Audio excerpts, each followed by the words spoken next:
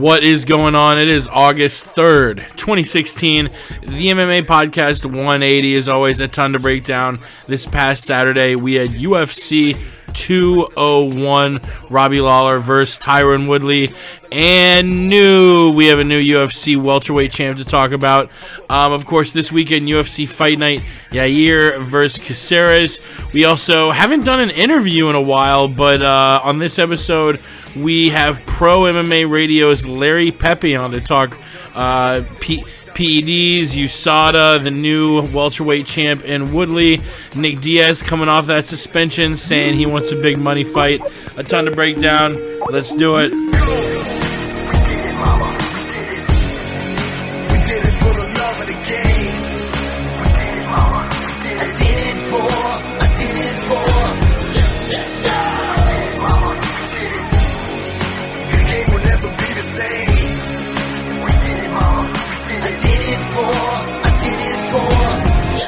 You're listening to the MMA Podcast. That's right, Lenny Hart. It is the MMA Podcast. If you do like the show, you can always go and visit the MMApodcast.com. Haven't updated it with news in a while. Gonna try and get back on that this fall. But the tabs at the top always work to visit us at SoundCloud, iTunes, YouTube, all that stuff. And my co-host tonight, I guess his call must have dropped, and he called me right there at the end of the intro music. It's P Money. He's on Twitter at Sweet Pappy Jones. What's going on, Pat? Oh, Jake, it's a beautiful Wednesday night here in SoCal.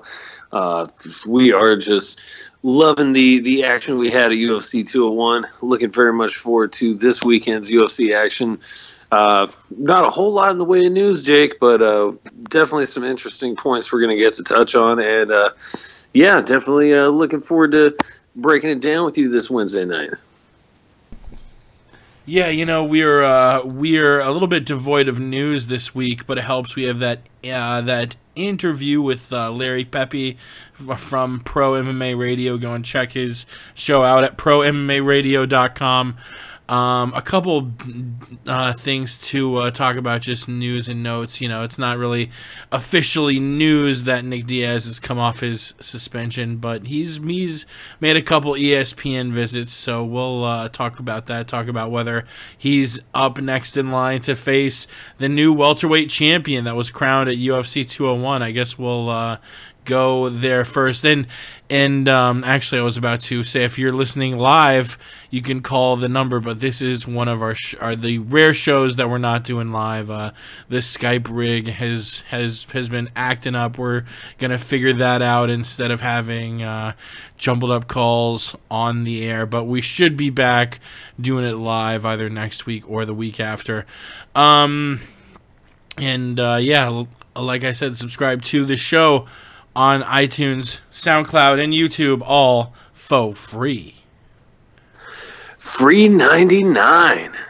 The low. UFC 201, Tyron Woodley, the star of the night, but as always, we'll save that for last. Let's talk about the prelims. Some really impressive performances. Wilson Hayes, who was going to fight Demetrius Johnson on the co-main event, instead had to fight on the Fox Sports 2 prelims. Looked real good, defeating Hector Sandoval. Didn't get his title shot. Not sure if he'll get a title shot next. I'm hearing a lot of rumors about him fighting Ian McCall, who got screwed out of a fight against Justin Scoggins because he didn't make weight. Who else looked good? Damian Brown on that intro UFC Fight Pass card. Jorge Masvidal looked good. He probably the best performance on the prelims, Nikita Krylov with that head kick KO over Ed Herman. He's come a long way since that boring fight a few years ago when he made his debut against Soa Paleli. He's on a 5-fight win streak now. He moved down to 205, lost to OSP. Hasn't lost since, so he should get a decent opponent next. What stood out on the prelims to you, bud? Well, you know what? There's definitely some good prelim action for UFC 201. This is definitely one of those cards where you look at it on paper. At least, I don't know what you think, Jake, but for me, it was one of those ones.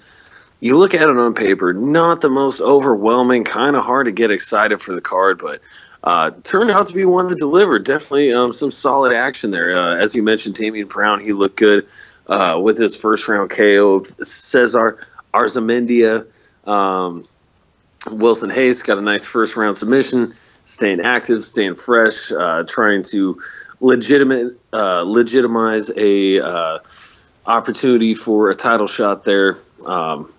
Albeit taking on opposition without a Wikipedia page. But anyways, he's beaten who's being put in front of him. Anthony Hamilton, my goodness, a heavyweight, looking real good against Damian Grabowski. He came in there and was just rocking him to death with these uppercuts. My goodness. Brutal KO there. Jorge Masvidal, I believe, as you and I both called over Ross Pearson, just doing his thing, man. Game Bred is a top tier fighter at 170, 155. I know as of late in the UFC, he's just been at 170. I want to say his last 4, maybe 5 fights, and he's been doing really well for himself. Like what Jorge Masvidal has been doing lately.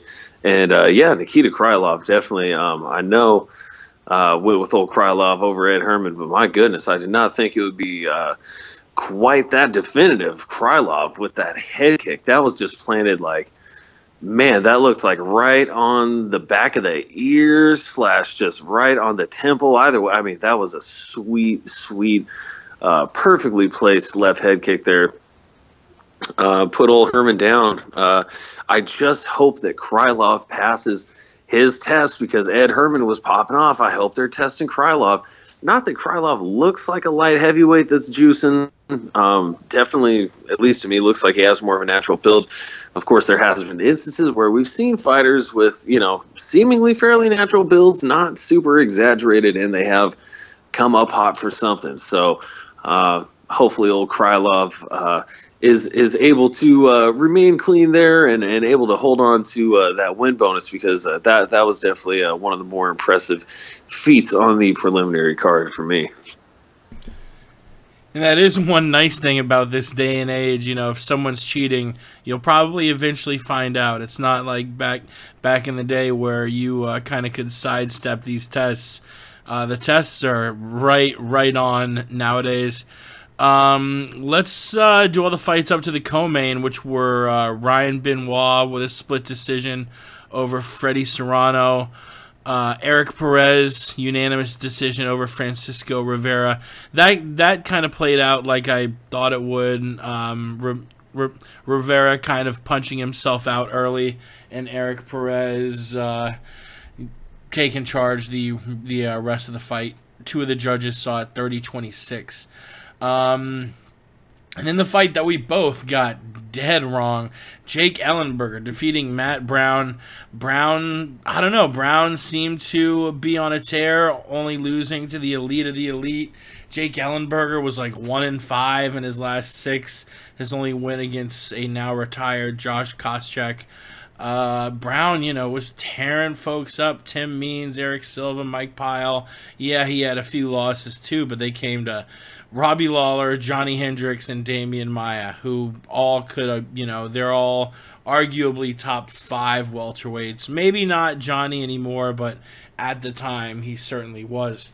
So I just thought, man, stylistically, every little facet, I'm giving this fight to Matt Brown, but Jake Ellenberger took advantage of a weakness we've seen Brown have in previous fights, which those liver kicks and liver shots, he can get folded up seemingly easier than a lot of other fighters if with a well-placed liver kick and or punch. And after I believe the first time Brown got hurt, it was because of a overhand right or an overhand left, and it wasn't a body blow.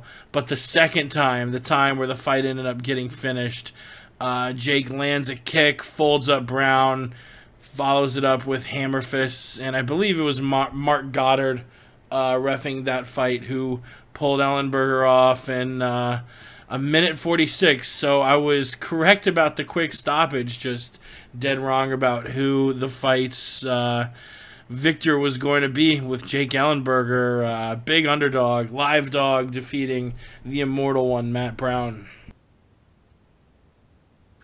Yeah, very live dog. Much liver than you and I certainly thought, Jake.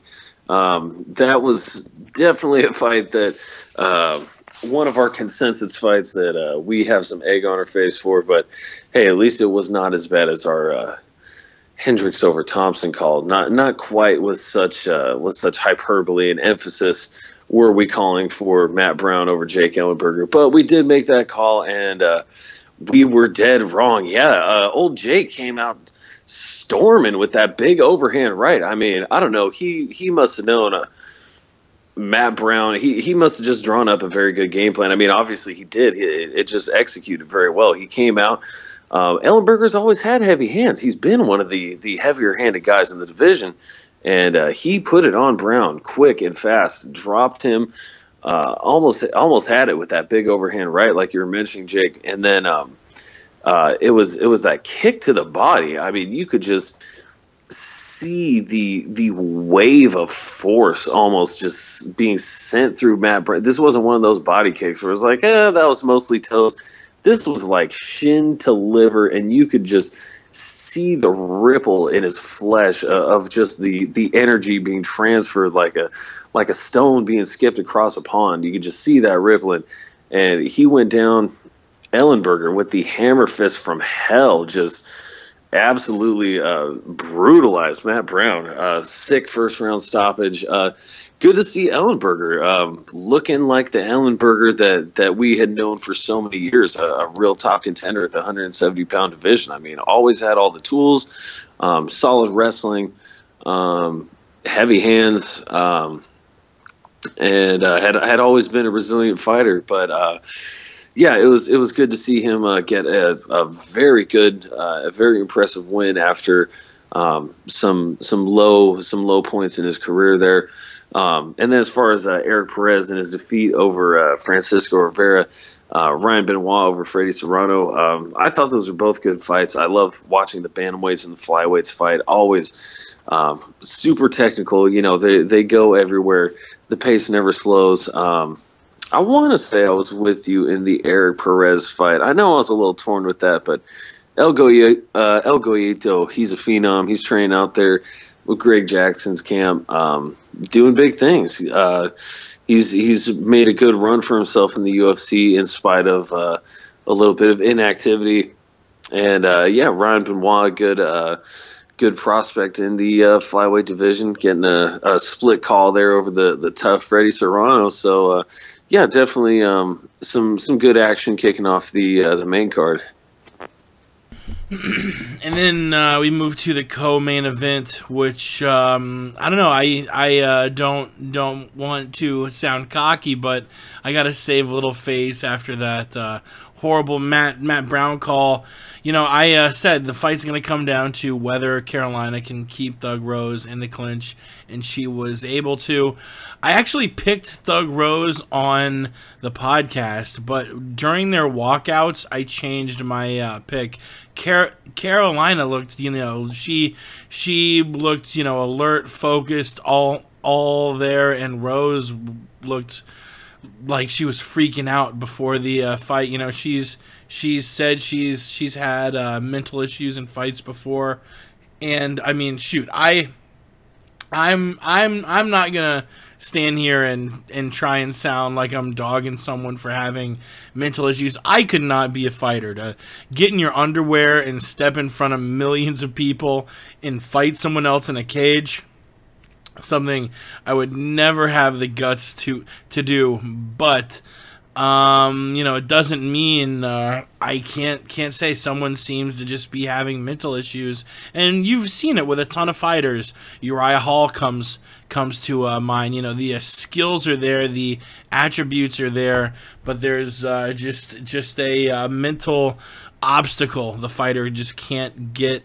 over. I don't know. I think Thug Rose is young and can definitely string a few wins and build up herself and be the champion eventually. But I thought in this fight, Kavalkiewicz, I've heard it said a bunch of times, but Carolina ends up getting the split decision win, 28-29, 28-20. 29-28, 29-28. I scored it 29-28 to Kavalkiewicz, so I thought she was the rightful winner. And Rose, I think she lost 2, was on a 3-fight win streak, and now has lost another. So she'll probably stay in the top 10 and get a top 10 opponent next. What did you and I guess this was a title eliminator fight, and it'll be an all Polish championship next. Joanna Champ taking on Carolina, probably in I would guess 4 or 5 months for the strawweight belt. Ooh, and that is a fight I'm rather excited for. But before that, getting into Kavalkiewicz and Namajunas, that was a solid fight. These ladies are great scrappers. Definitely top talent in the UFC women's strawweight division. Namajunas and Kavalkiewicz definitely belong there in the top 10, maybe top 5 range for both of them. And you really did hit the nail right on the head, Jake. It was Kavalkiewicz getting that bread and butter going in the clinch. Namajunas was no slouch. I mean, it was a split decision. It was a close fight. Namajunas was definitely sneaking her shots in. She was landing some good lefts and rights, some good shots to the head, while Kavalkiewicz, she was really digging to the body with some savage knees. I mean, she was mixing up her striking fairly well herself. Definitely enough. I would say she earned the decision as well. But man, it was a dogfight. Namajunas is tough. She is the Thug Rose. She was not just going to be put away easily. But yeah, Namajunas definitely, Kavalkiewicz. I feel earned that one, and she is a tough cookie herself. There, Jake. My goodness, that clinch work is beautiful. And yeah, apparently sets up the next women's strawweight title fight. I don't know if Kavalkiewicz wants to go to the clinch with you, Jake, though. Does she, Jake? I mean, she's probably going to be eating some savage elbows, and I mean, from distance, the distance game, I think we know who that goes to. That'll be Joanna Champ. I mean, that is a tough test for any women, an unenviable task. For the women at the 115-pound division. And really, I dare say that right now, Yanni and Jacek really looks like, her and Mighty Mouse just seem like the two. They are the two dominant champions. It's going to be a very tough battle for Kavalkiewicz. I mean, I'm pretty sure she's going to have height and reach deficiencies. And the acumen of Joanna, she has come as far as a mixed martial artist. She's definitely improved, it seems like. I mean, her and Gadea certainly seem to be 1A and 1B, or I should say number 1 and number 2. I mean, Joanna has now beaten her twice, technically, so got to give credit where credit's due. Joanna, she is number 1, and the striking, her takedown defense, she's a super tough fighter, and really the combination of skills that she brings combined with her frame in the 150-pound division, I mean, she is going to be a tough champion for a long time, and very difficult for Carolina Kavalkiewicz or really any woman to unseat. Yeah, I'm looking forward to that fight as well, and do agree that Joanna is going to be going in there with rightfully big odds in her favor.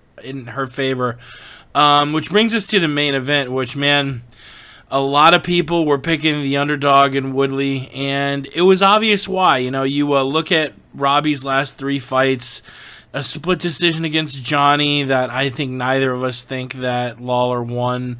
A very close fight against Rory McDonald that Robbie was losing in the 5th round before he finished Rory. A fight against Carlos Condit at UFC 195 that I think most people think Carlos Condit won. Woodley just went in there and 2 minutes 12 seconds finishes the fight, which it really makes you think about the parity in the welterweight division, especially how fast guys climb and fall. I mean, you know, you have Johnny Hendricks barely in the top 10 after taking a couple L's to Wonderboy and Gastelum. You have Woodley, who it was just 2 years ago when Rory embarrassed him at UFC 174. Now Woodley's the champ, and Rory is probably going to Bellator. You know, you have Maya, who a lot of folks thought was old and done, and now is a top guy at welterweight. You have Wonderboy Thompson, who is probably the rightful #1 challenger. I mean, you have got a ton going on at welterweight. Yeah, there really is. There's a lot going on now, and man, it's a super exciting division. And what I find exciting, you know, it's always great to watch a good fight, a good performance, and it's always good to be so right in accurately predicting that performance. I'm sorry, Jake, I got to continue to toot our horns because this is why the folks listen to the MMA podcast. We give you those good predictions, the good underdog bets. Goodness gracious, more often than not. I mean, go back, check our track record, check the credentials. And this was just a fantastic fight. I know for me, one thing that really led me to picking Tyron Woodley, we all know MMA math is not perfect, and a lot of times doesn't work, and styles just make fights. But, man, I was looking at that fight with Carlos Condit, both Woodley's and Robbie Lawler's, and just night and absolute day. And I said the speed, the athleticism with which Woodley was able to dispatch Carlos Condit. Yeah, it was like a TKO injury stoppage, but it was because Tyron Woodley beat Carlos Condit until his body broke down. That is what happened in that fight. This wasn't, you know, Anderson Silva breaking his leg, which I still give all credit to Weidman. I'm not going to take it away from him, but that's neither here nor there. Just what Woodley was able to do to Condit versus Lawler's fight with Condit, which, you know, I was certainly one of those ones that thought he did not win that fight. I thought, although it was a good fight, it was a war, it was a classic. Lawler had his moments. It was a great Robbie Lawler fight. He showed the heart, he showed the chin, the fight, the tenacity. It was all there. Except I don't feel he won, and somehow he was gifted the title once more. He was able to retain. And I just said, you know what? And that's the other thing too. Robbie, he gets hit. He gets hit a lot. He's got a solid chin that stood up to everybody before, except for Nick Diaz. But Tyron, just too good, too fast. Just, you know, hey, styles make fights. And this was Tyron's night. And man, he just he put it on. He put it on Robbie Lawler quick and fierce. That was a savage shot that put him down, and then the follow-up blows. Oh my goodness, you knew there was a new champion being crowned with that ground and pound that was coming down.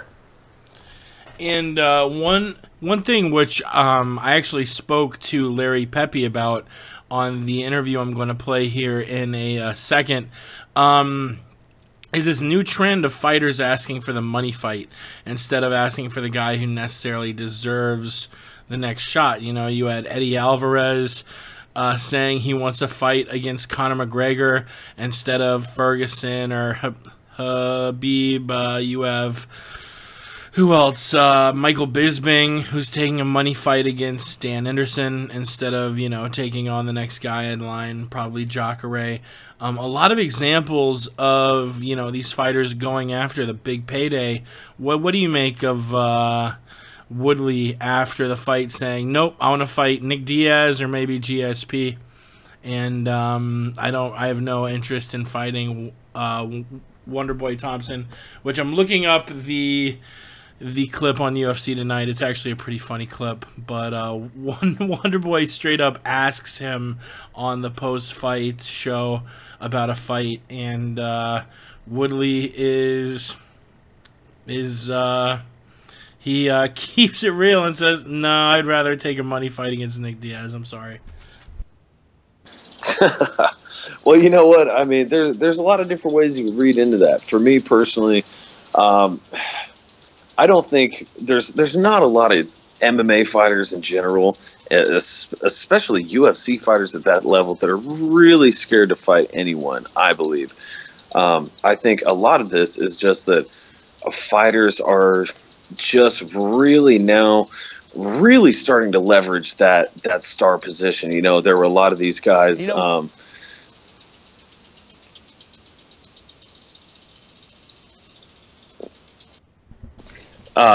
were a lot of guys that would reach certain heights and just, you know, would not renegotiate or just would not have any leverage for negotiation. But certainly once you get that championship belt, that's got to help things a little bit.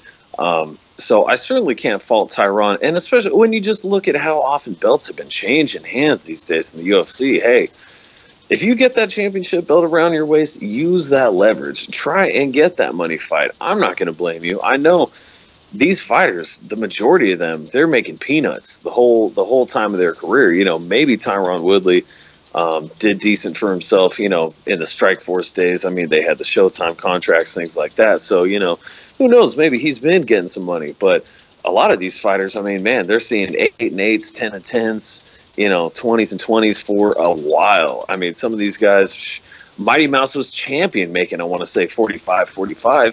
So, yeah, you got to get that money fight.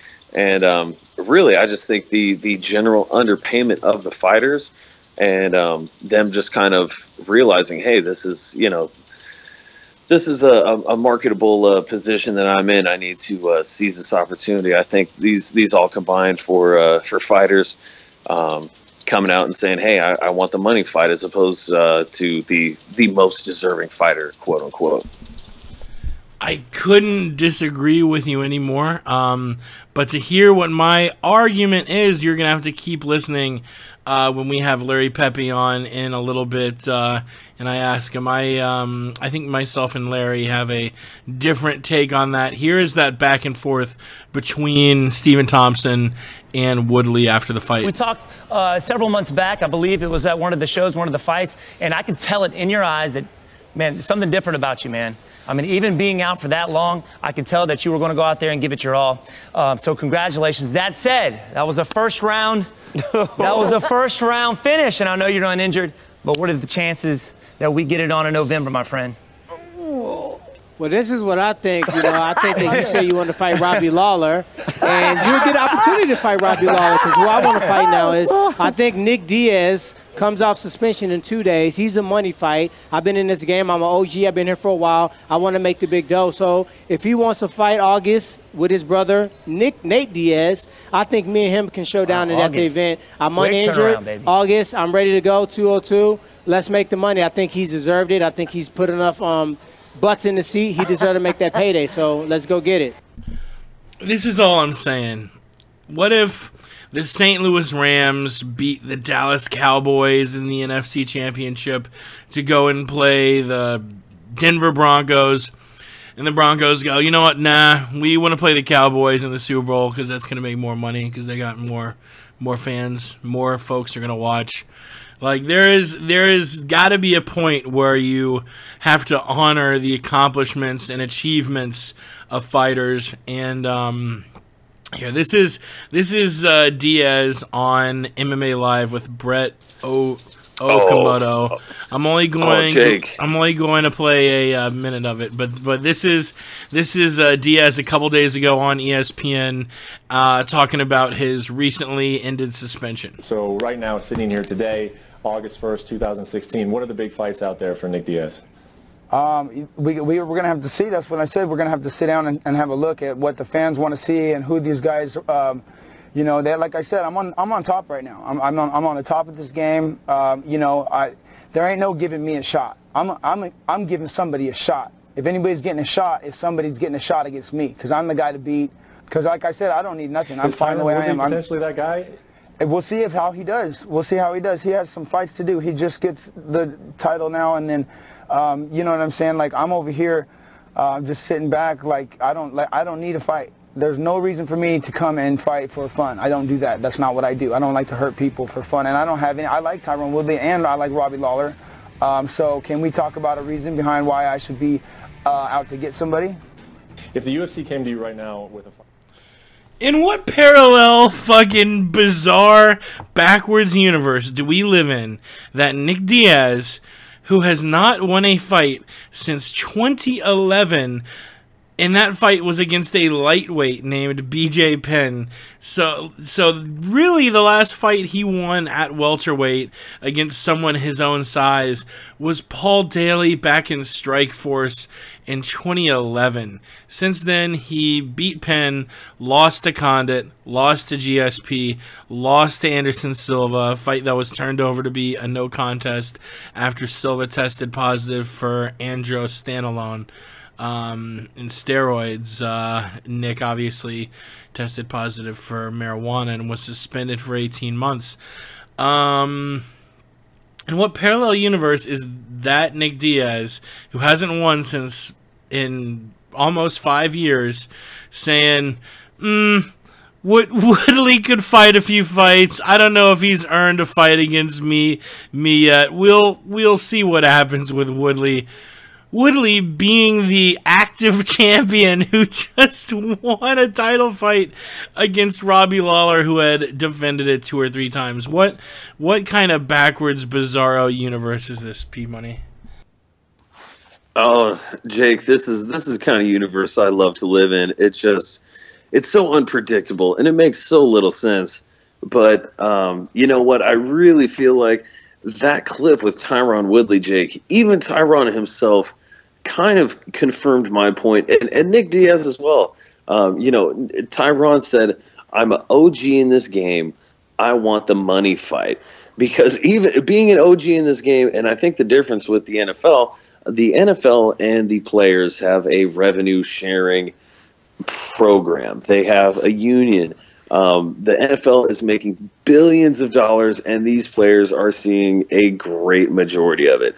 The UFC, conversely, was just sold for billions of dollars, and I'm sure generated, I would say, who knows, 8-9 figures of profit per year.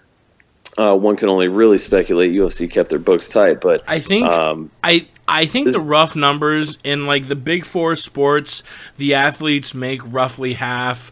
It's, you know, in hockey, basketball, baseball, and football, it's somewhere between 45 and 55 for all those sports. Where in the UFC, exactly.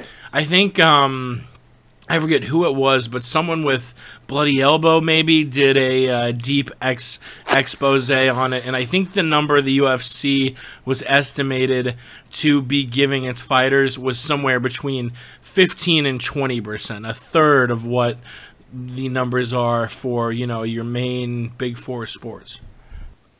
Yeah, exactly. So this is why you see the lack of meritocracy, or fighters who say, oh, I don't want the most deserving fighter necessarily. I want the guy who's going to get me the most money, because they've been fighting to get that money for a long time, and they have not gotten it. A lot of these guys, I mean, hey, here's Tyron right here. I'm an OG in this game. I want the money. I finally want a chance to make some money. I've been getting my brains beaten in for 10 years now. I'd like a chance to finally make some money that makes this career worth it. Really, I do think that is the majority of what this is. Could there be a little bit of, you know, who knows, maybe them wanting an easier fight to have an opportunity to retain their championship and have multiple championship fights? Certainly, I would not argue that would be a valid point, and I could certainly see where, from a psychological perspective, that is a standpoint that makes a lot of sense.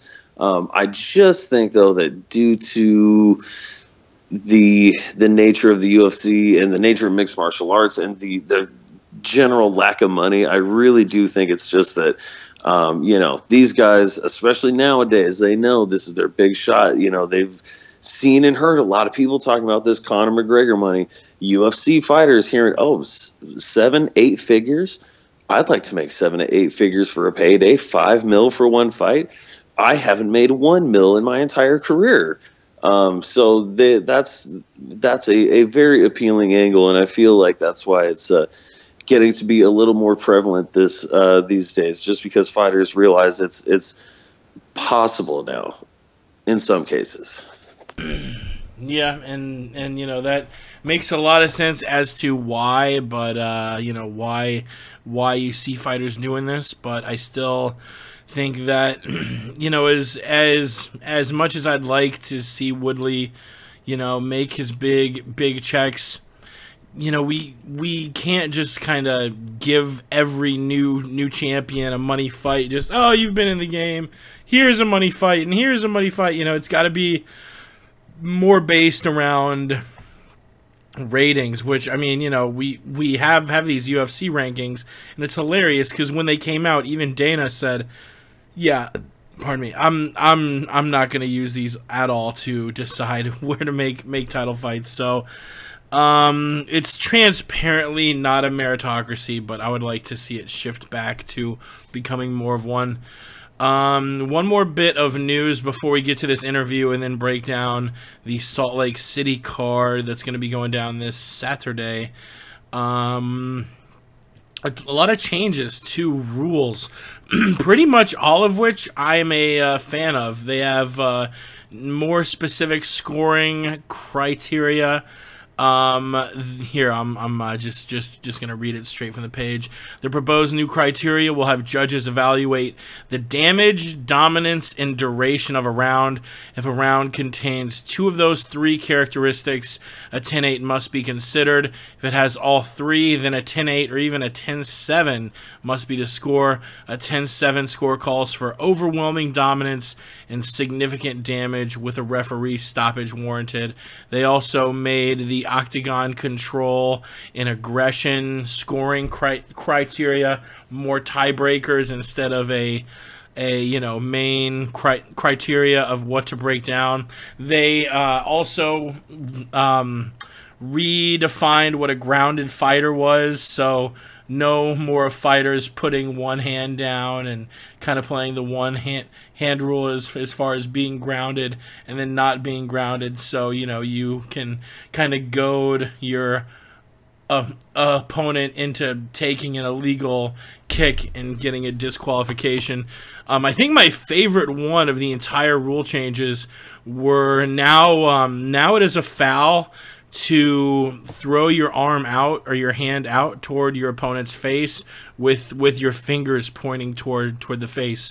You've either got to make a closed fist or have your fingers point straight up. Doing that little distance check thing to where you could poke an eye is now a foul, even if you don't touch them, which we can go ahead and call that the John Jones rule.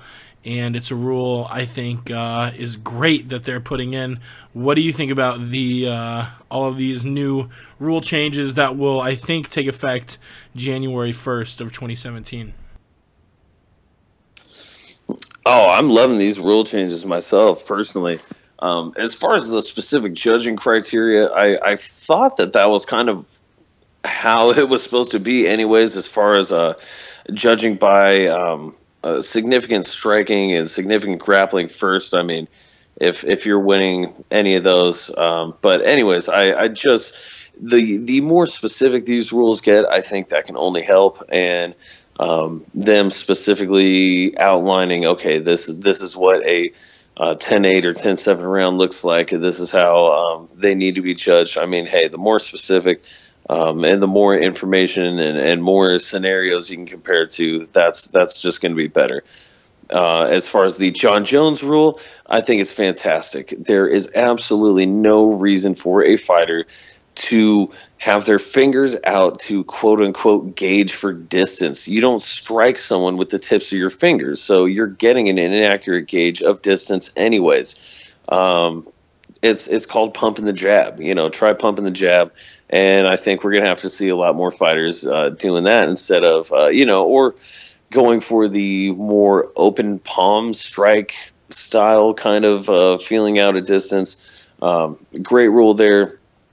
As well as the further definition of a grounded opponent. I think it is excellent. No more the one hand. I believe, what is it? You have to have 4 points of contact now. Like all limbs need to be down. If I believe that is how the rule is reading these days, you have to have like 2 knees. You have to have 4 points of contact, if I'm not mistaken. And hey, that's great for me. No more of fighters stalling against the cage with one hand down. You can now eat a knee to the face in that position. It is excellent. It will force fighters to work for better positions, less stalling against the cage, I believe anyways. Just my amateur analysis, but I think there should be some solid definitions and enhancements to the rules. And you have really great refs like John McCarthy, Herb Dean, Mark Goddard. That I can't wait until we see the first person get called for a foul trying to do that bullshit. But we have this interview I recorded Monday actually with Pro MMA Radio's Larrry Pepe. We'll go ahead and get to it now. Clip it in. One of the we really haven't done an interview in a while, so it's automatically one of my favorite recent interviews. But one of my favorite interviews we've really done in a while. This was a good one. We talked a little bit of Jon Jones, Brock Lesnar, a little Chad Mendez, his pop for a banned substance. Talked about the Woodley asking for the money fight thing. A lot of stuff. Covered a lot of bases. Was a real mensch. Follow him on Twitter at Larry Pepe.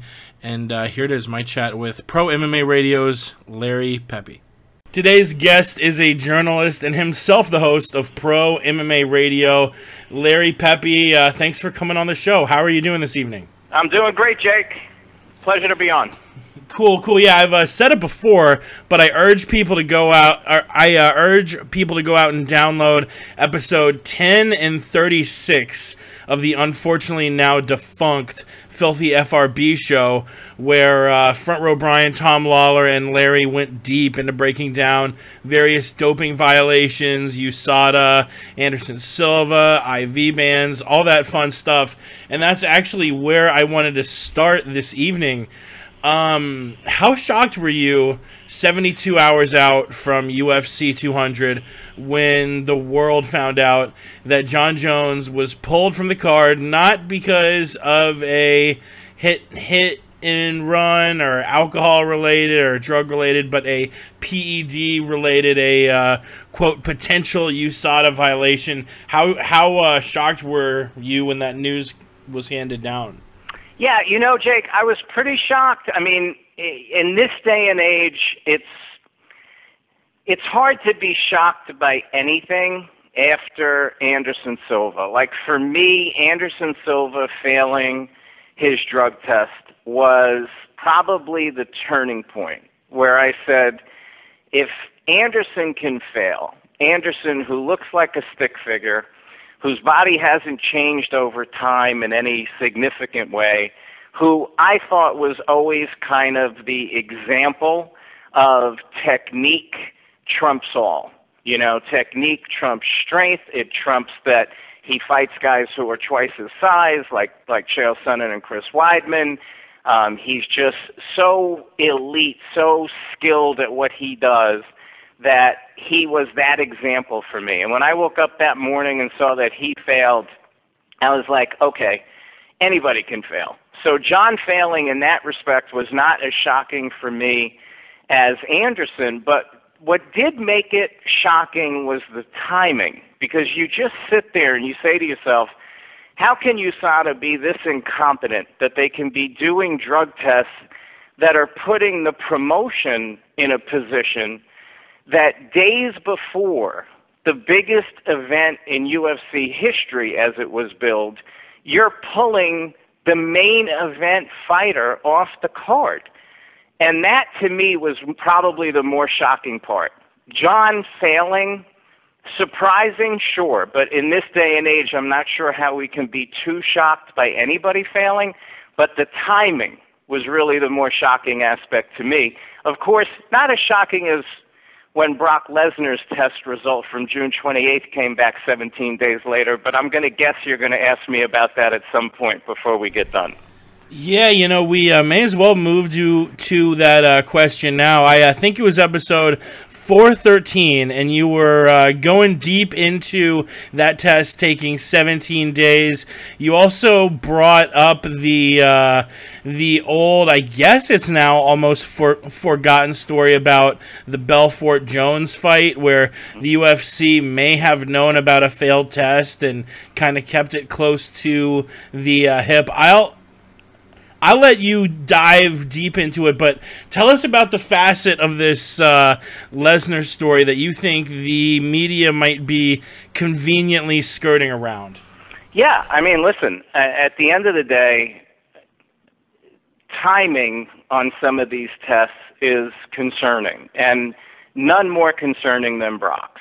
Because when you look at his June 28th test,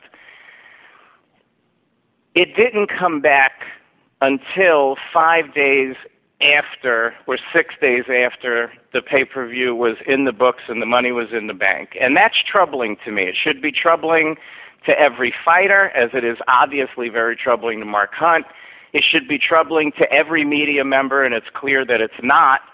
And the reason it's troubling is because simple math dictates that it doesn't make a lot of sense that a pre-fight test, that if you're USADA and you are sending your inspector to do that collection, you know that this individual is stepping in the cage in 11 days. It's impossible to think that they could be that incompetent, which apparently they were, to not expedite that test. Now, to give USADA one benefit of the doubt, if you look historically at tests that are done at WADA-approved labs. There's only 2 WADA-approved labs in the United States. One is the Smirtle lab in Salt Lake City. The other one is at UCLA. Customarily, blood test results take 2 to 3 days. Urine results take 6 to 9. So if you were USADA and you did not believe in, doing things in a way that would ensure that you would get the results back, like expedite them, which is inexcusable. It is inexcusable, especially when you're not footing the bill, to not expedite every single drug test that is done within 3 to 4 weeks of an event of a fighter who's fighting. Because what is the point, really, of doing the test if it's not for sure going to come back before that person actually fights? It's not just to catch them afterwards. The idea is to protect the health and safety of the other fighter and the fairness of competition. You're not doing that if you do tests and don't get them back before they actually fight. Unless you're just doing a test like it's an extra test that you're doing 2 or 3 days before the event, you know it's not going to come back, but maybe you think that fighter is trying to game the system because they don't think they're going to be tested anymore. But this wasn't that. This was 11 days out. If the normal test is 6 to 9 days, and we don't even have to go historically, how about we look at Brock's fight night test, which was on the 9th, came back on the 19th. 10 days. If you use that exact same 10-day measure, then they would have gotten Brock's failed June 28th test the day before UFC 200, which would have been a disaster. The idea that no one is raising or asking, well, wait a second, his fight night test, which has no urgency whatsoever, because you're not getting that back no matter what you do before he fights, and you know that. So there's no urgency to that test. The test with no urgency gets back in 10 days, which is mysteriously very close to the 6 to 9 day history that I found for these types of tests. But the same test on the same guy pre-fight, which obviously has a sense of urgency, takes 17, and nobody's going to talk about that. Nobody's going to talk about that.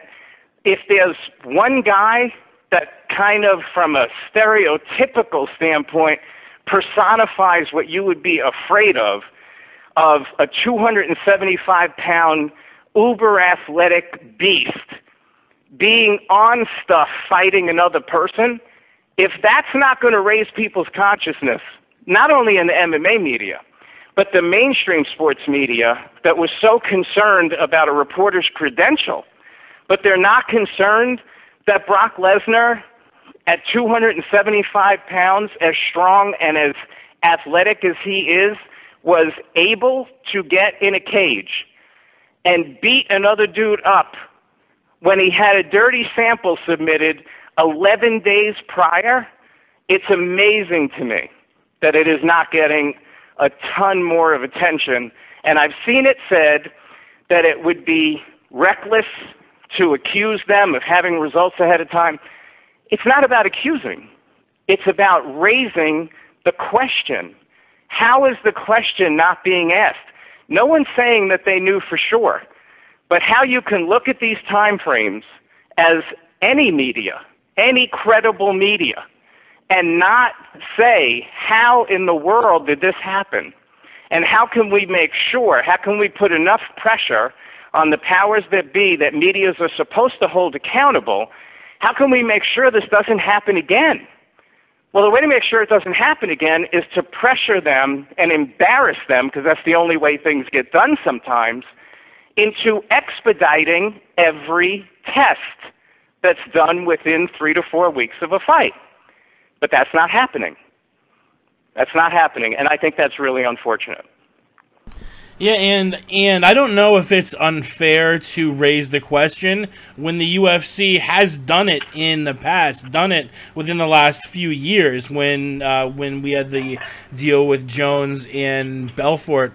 I mean, I guess if I'm USADA, is there any reason to speak up and say, hey, we gave these tests back to UFC on X date? I don't know if, there's any Freedom of Information Act there or anything, but I mean, if you are running the UFC and you're planning on selling the damn company within 24 hours, and you've gotten away with it before, and you're selling this UFC 200 card that's supposed to be the biggest card in the history of not just the UFC, but of the sport, and you're selling it around Brock Lesnar, and you find out a week before the fight that, oh, he tested hot. I mean, I think any rational owner would look at the test and go, well, we're rolling the dice huge, but we've done it before, we've gotten away with it before, we're like I laid the rest of that out. It's a very interesting question you're raising there. Well, and I think this too, Jake. They wouldn't have had the result a week before. They probably would have gotten it within days if you look at the prior time frames, which would have put them in a position to potentially, if they got it, and I don't know, but again, you can't call yourself a journalist and not raise the question, for God's sakes, when the guy's own fight night test comes back in a time frame that would have mandated him being pulled from the card if his pre-fight test was done in the same time frame. So, when you look at the timing, if it was 9 or 10 days, they literally would have gotten the result the day before or 2 days before the card, which would have been the day after they'd pulled Jones. So obviously it would have created massive issues. Did it happen? Who knows? But here's the thing. We know there's only two possibilities. Either USADA was straight up incompetent and didn't expedite his test, which is pretty clear at this point because it took 17 days. And why wouldn't you expedite them? I mean, common sense says the only people who wouldn't expedite them is, I don't know, maybe if you didn't want to know. Or you got the result. So either way, it's not a good look. And it's not just the UFC that has a history. USADA has a history. They governed the Eric Morales fight against Danny Garcia before they ever came on with the UFC. Eric Morales failed 2 drug tests, A and B samples. That's 4 dirty samples within 2 weeks of the fight. And Eric Morales fought. USADA apparently walked in on Floyd Mayweather before the Manny Pacquiao fight, after the weigh-in, and he either was getting or had just gotten an IV. That's a doping violation. He still fought. And they issued a, quote, retroactive therapeutic use exemption 18 days after the fight. So when you have 2 entities that historically have done things that are certainly don't pass a smell test, to not raise the question, to me, is reckless. Not raising the question, not raising it is reckless. Yeah, it really is. I want to get back to the John Jones test.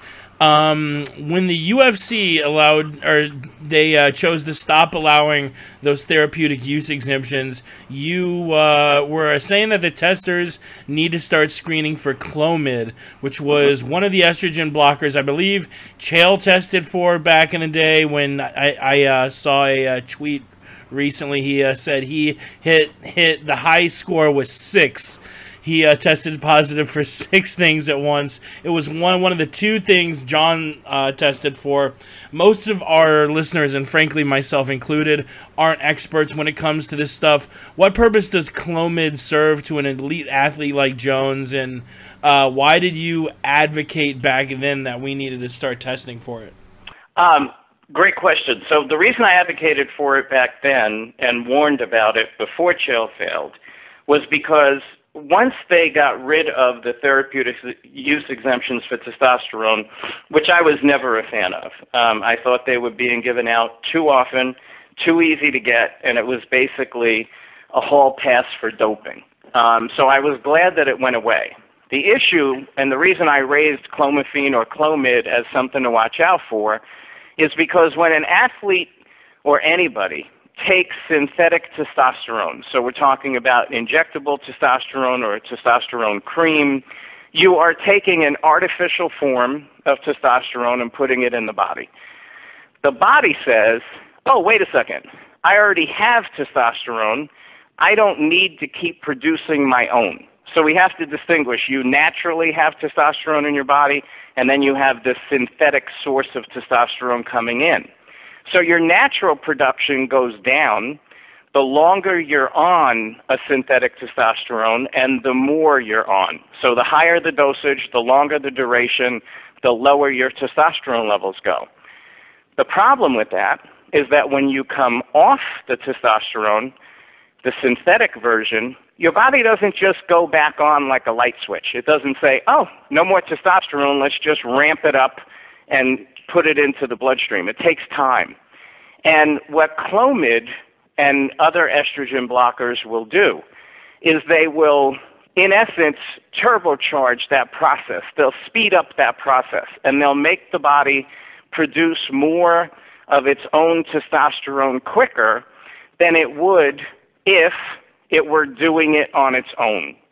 So when you pull testosterone out of the mix, when you have these athletes who are getting these hall passes to use testosterone, it's foreseeable that you're going to see estrogen blockers more prominent in their test results, especially if you're looking for them. And at the time, USADA wasn't doing that testing, the commissions were, and sometimes the commissions weren't that sophisticated in terms of what they should be looking for, and that's why I brought that up at that time. As far as why an athlete like John Jones might be on it. Brock Lesnar, ironically, we hear failed for the same thing. There's multiple reports of that. So they both failed for clomiphene, if you believe those reports about Brock, because that hasn't been officially confirmed yet. There's really only 3 scenarios where an athlete would take Clomid or clomiphene. One is what I just described, coming off of a cycle and wanting to kick your natural testosterone production up quicker. You would take a Clomid or a clomiphene. So that's one. The second is during a cycle. A lot of times when athletes take stronger drugs, different testosterones, anadrols, things like that, there's something that takes place in some athletes called aromatization. It basically, there's more water retention. You've heard the phrase gynecomastia, which is in slang referred to as bitch tits, where it looks like a male will have like a little breast tissue around the nipple because of that retention, but it doesn't go away when they come off the drug. So if an athlete is particularly sensitive to the negative side effects of elevated estrogen, which do take place a lot of times when an athlete takes testosterone, they will go on the estrogen blocker to keep the estrogen down while the testosterone, the synthetic testosterone, is in their system. So one scenario is after a cycle, post-cycle therapy. The scenario I just outlined would be during a cycle. Both of these options involve using other drugs beyond an estrogen blocker. The only scenario where you would use only an estrogen blocker that I know of is if you were attempting to boost natural testosterone levels, but it wasn't because you were coming off a cycle. It was just because perhaps your testosterone levels were low, and rather than take injectable or synthetic testosterone, you're trying to boost your natural levels. I will tell you that that is the rarest of the 3. The first 2 scenarios I outlined are very common. The third scenario, because it is known to be inefficient in comparison to just taking testosterone, is not used that often, but it is the one scenario where Jones or Brock may have used the clomiphene, absent a banned substance, et cetera, may have used the clomiphene not connected to any other usage. So that is the only scenario, but it is by far the rarest of the 3 scenarios. And this Jones story has been unpacked a little bit. The Jones camp seems adamant that his failed test came from a tainted supplement, much like the Yoel Romero situation, who he, interestingly enough, is also a Malky Kawa client. Do you give much credence to their defense that Jones perhaps innocently took a tainted supplement? That's a real uphill climb. And the reason it is, first off, the tainted supplement defense is a very tough defense to make out at any point. You have to be able to go find, or USADA has to be able to go find, the same lot.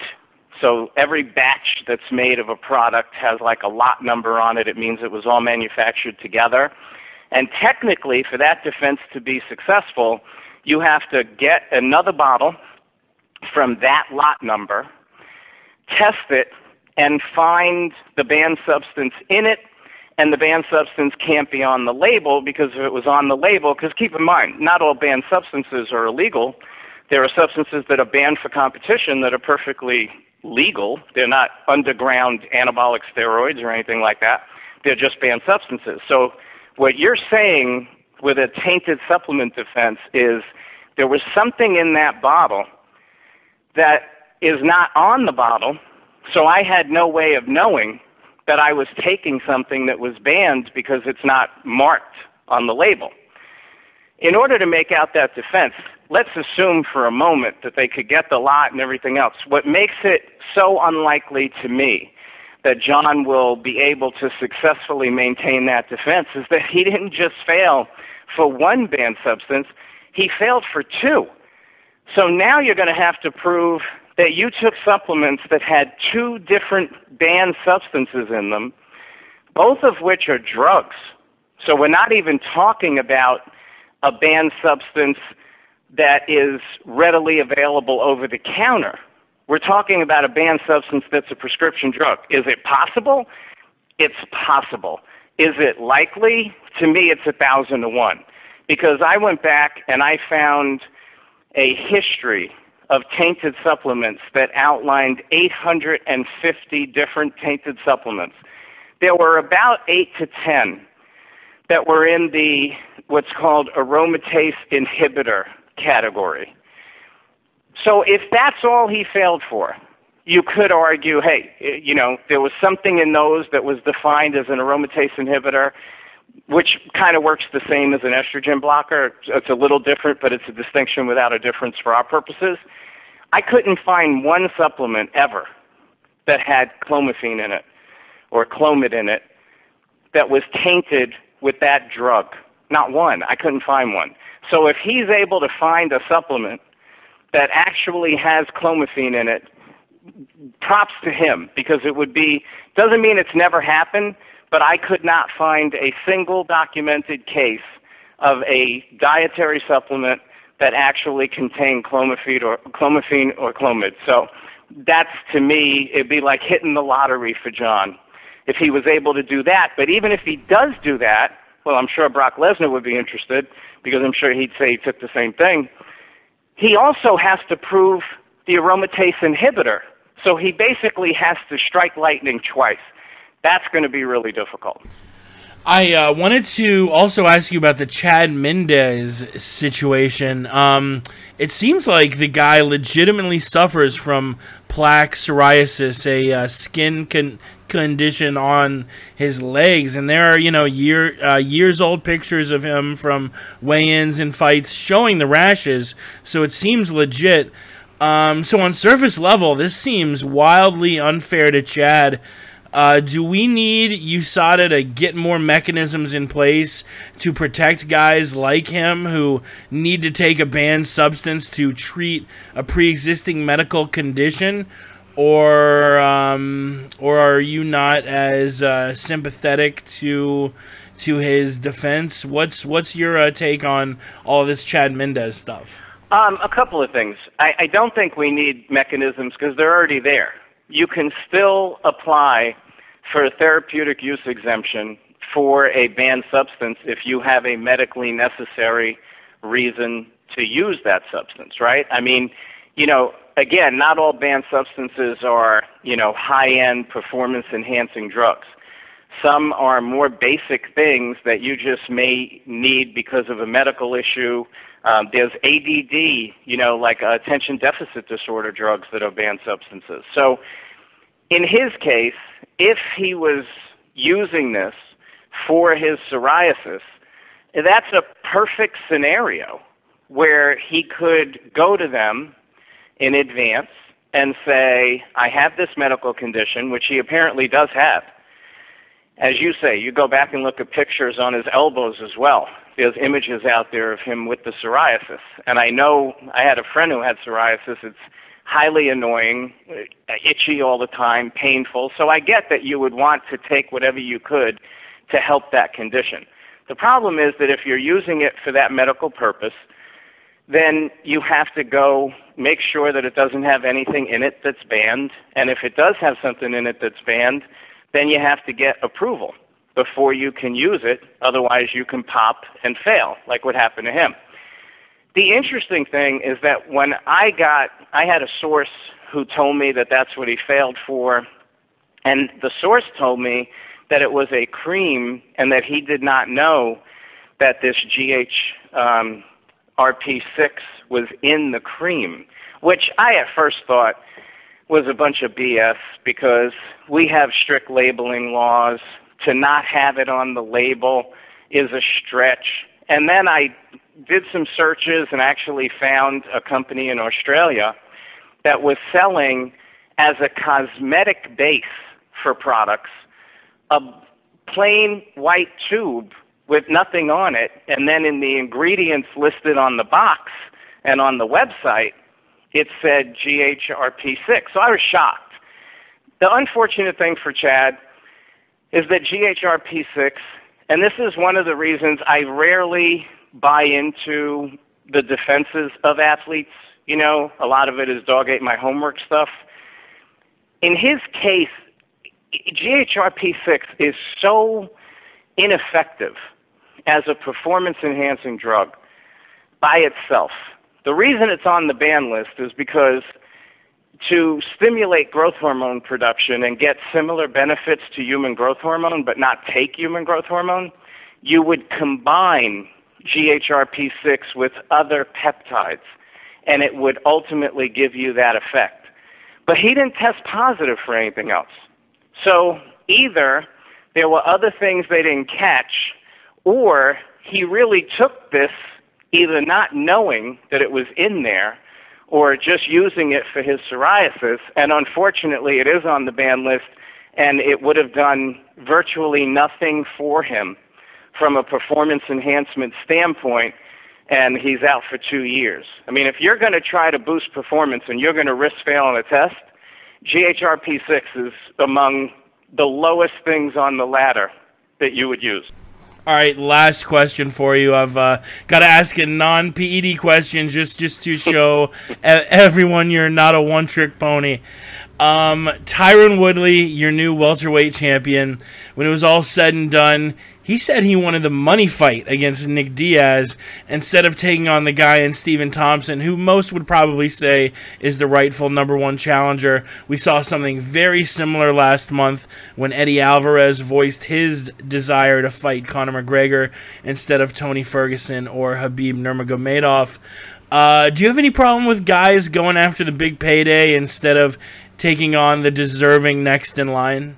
I do, and thanks for letting me show something beyond PEDs and USADA issues and calling them out for their foolishness. But yeah, and I'll throw one more on the list. How about Michael Bisping fighting Dan Henderson, who's I think ranked 10th? Look, the rankings are worthless. We understand that.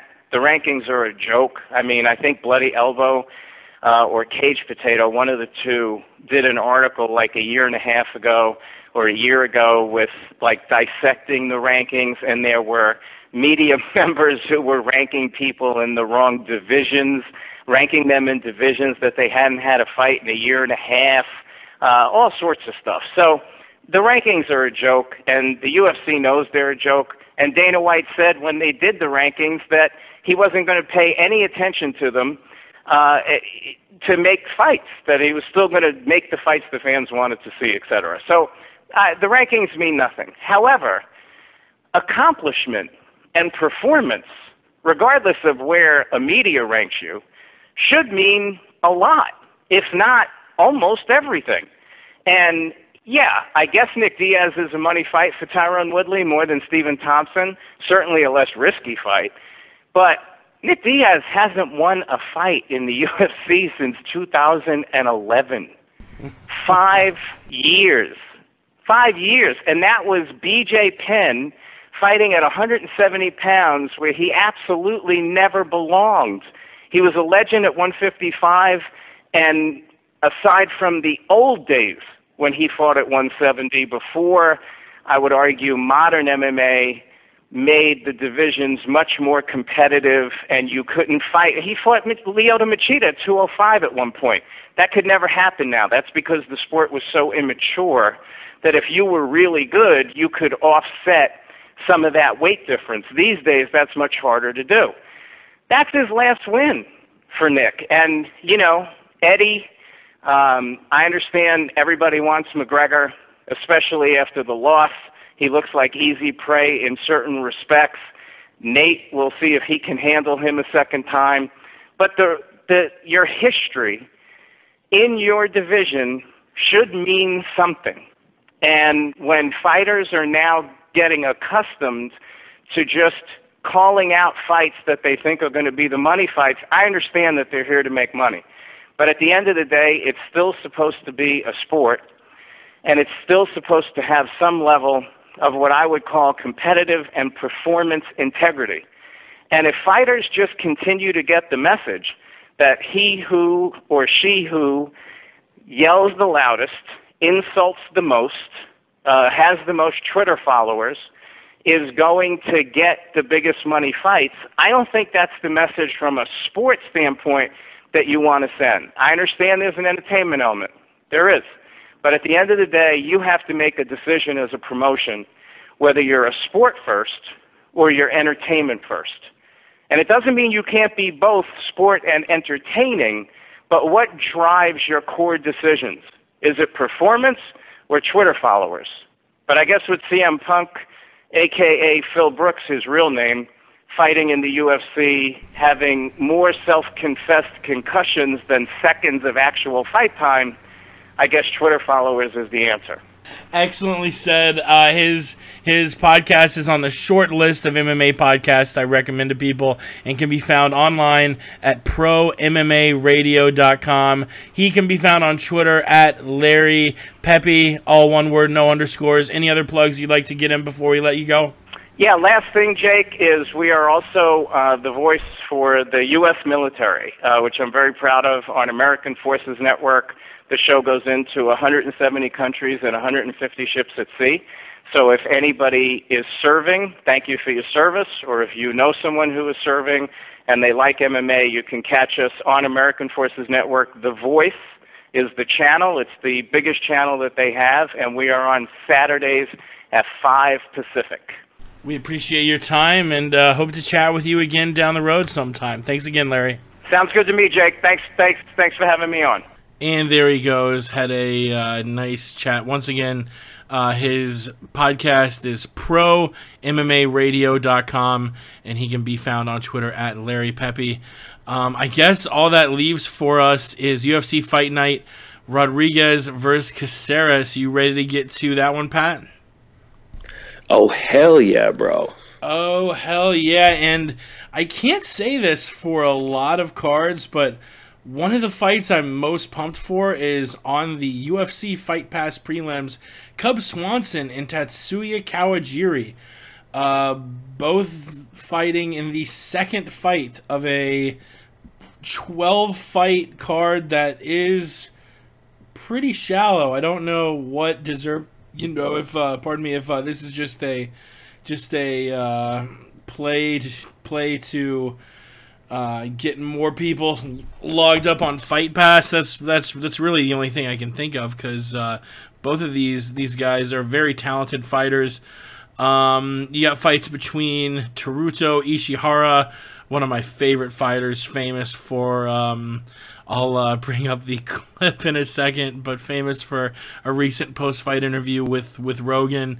David Tamer versus versus Jason Novelli, Victor Pesta versus Marcin Tybura, and Court McGee taking on Dominique Steele. And let me find that post-fight interview with Rogan. But what stands out to you on these prelims here? Well, as you mentioned, this is another card kind of like UFC 201.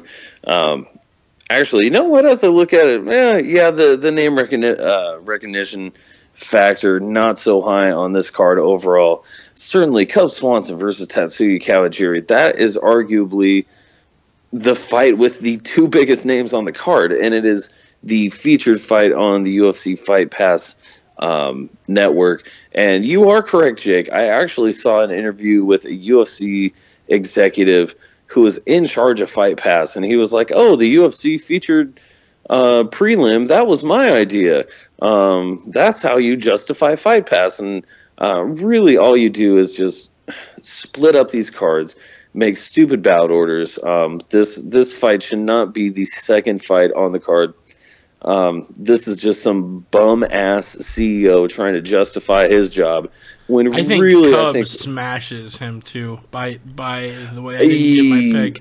I think this is a very one-sided fight. Yeah, I think I would agree with you on that one. Cub traditionally has had problems with the wrestlers, but after how he was able to handle Hakron Diaz and get a W and get back on the winning side of things, Hakron Diaz, a big, strong Brazilian, definitely some good grappling credentials. With Cub's boxing and what he was able to do against Hakron Diaz, I certainly think he'll be able to navigate Tatsuya Kawajiri in this one. Man, the Fox Sports 1 preliminary card, really not familiar with anybody except for Court McGee and Dominique Steele. Court McGee, he's been one of my favorites. Great story, one of my favorite fighters off of The Ultimate Fighter, even though his was a later season. I forget which one his was, 7, 8, 9, 10, something around there. But Court McGee, great story. I'm always rooting for that guy. He's overcome a lot, coming off a loss to Santiago Ponzinibbio. Dominic Steele, a good fighter in his own right, exciting fighter. He's certainly a fairly well-seasoned vet, so that should be a good scrap as well. And I'm definitely looking forward to this card. You know, we kind of talked about it a little bit early, so I mentioned with the UFC 201. Sometimes the ones that don't have the biggest name values, sometimes those are the ones that bring the biggest action. So hopefully we'll have a case of that this coming Saturday. You do actually make a really good point. I feel like almost with no fail, every card we take a dump on may not have the most star power, which, I mean, it's hard to do after you have that UFC 200 weekend that I'm sure exhausted a big part of the roster. You have UFC 202 and 201 on either side of this. There still should be some fun fights. Going into the main card, we have Marina Moroz, Trevor Smith, Santiago Ponzinibbio. He's taking on Zach Cummings. Chris Camozzi making an appearance against Talis Leites, which I'm calling an upset special there. I think Chris gets it done. Dennis Bermudez, a big favorite against Honey Jason. We'll save the main event for its own breakdown. But what stands out to you on the main card? A lot of close fights as far as Vegas sees it. You know, nothing too skewed. I don't. Aside from the Cub fight, I think the biggest favorite on this entire card is just like a minus 255 or minus 325 and minus 255, which those aren't that crazy odds. You know, every fight is winnable both ways, which should make for an entertaining card. Yeah, absolutely. Great point, Jake. That typically does, especially with Vegas, even seeing it so close. Main card, that's definitely where we see a little bit more in the way of name recognition. Marina Moroz, I'm a little more familiar with her, not so much Danielle Taylor. But hey, those women's strawweights, I love seeing them fight. Trevor Smith versus Joe Gigliotti. If my Italian is correct, not familiar with Mr. Gigliotti, but Trevor Hot Sauce Smith, he's a good fighter. I enjoy seeing his brand of action. And Santiago Ponzinibbio versus Zach Cummings, definitely like that fight. Both guys have great striking styles. Zach Cummings, how did he get to 170 pounds? He is a huge 170 pounder, and yeah, that's going to be a fantastic scrap. Really, couple good strikers there. Leites versus Camozzi. I was kind of surprised at this one, just because Leites is coming off he's on a 2-fight losing streak, whereas Chris Camozzi is on a 3-fight winning streak. So I'm certainly with you in that one in picking the upset. I think Camozzi, he's riding that momentum, man. He's been doing good for himself lately. Always like Chris Camozzi, another Ultimate Fighter competitor I've enjoyed watching over the years. Going to the featherweight fight, also Dennis Bermudez versus Honey Jason. They've been putting on entertaining fights throughout their UFC tenure as well, coming from their tough days. And man, that's an interesting one to call. But man, Honey's got some power. Dennis has some good strikes. He's really looks like he's just been putting more tools in the toolbox there. Tough one to call, but man, I think I'm going to have to go with Bermudez. Yeah, tough one, man. Yeah, I think Bermudez will be my choice for the co-main there. And on the main event, we got Alex Caceres taking on Yair Rodriguez. I think this is Yair's fight all day. Another one of these guys. He's training, I guess. Do you know what camp he's training? I thought he was training with Jackson's, but this says Ragnarok MMA. I'm not sure. Yeah, I thought he was with Jackson as well. Not 100%. The guy has just looked so. I mean, he throws these crazy strikes, but at the same time, looks so calm in there, composed. Alex Caceres, I feel like, only wins fights when he has the speed advantage and can kind of dance around and clown opponents. Yair hasn't lost since joining the UFC, looking for his 5th UFC victory. I'm Googling now using the power of Google. I'm 99% sure he trains with Jackson's. Yeah, he does. This is a guy with a really great natural skill set, calm in there. He's training with the best trainers in the world. I think he could be a future world champ. He's just 23.